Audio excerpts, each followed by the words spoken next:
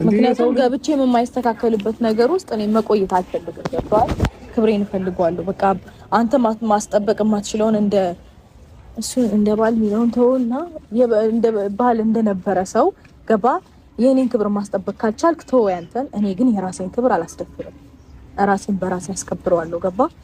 እሺ አንቺ ክብር ምንድነው? እስኪ ማንም ሴት እየመጣች አፏን አትከፍትብኝ። ምን ጋር እኔን አልፋ አንተን አልፋ ገባ?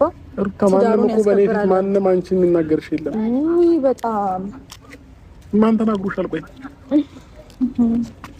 ኧረ ማንም እንዴ ሰው ልጅ ሲያስረዳሽ መናገር ነው ማለት ነው እንጂ ማንም ተናግሮኝ አያውቅም። አንተ እያለ በተለይ በፍጹም አንድ ሰው ተናግሮኝ አያውቅም። አይገርምህም? አንተ እኔንም ታስከብረኛለህ፣ ቤትህን ታስከብራለህ፣ ትዳርህን እንዴት መኖር እንዳለበት ታውቃለህ። በጣም ስነ ስርዓት ያለህ ወንድ ነው። ያገባ ሰው ምንም ኖርማል ነው ይሄ። እኔ አሁን ምን በቃ ይቅርታ ልትለኝ ከሆነ እሺ ይቅርታ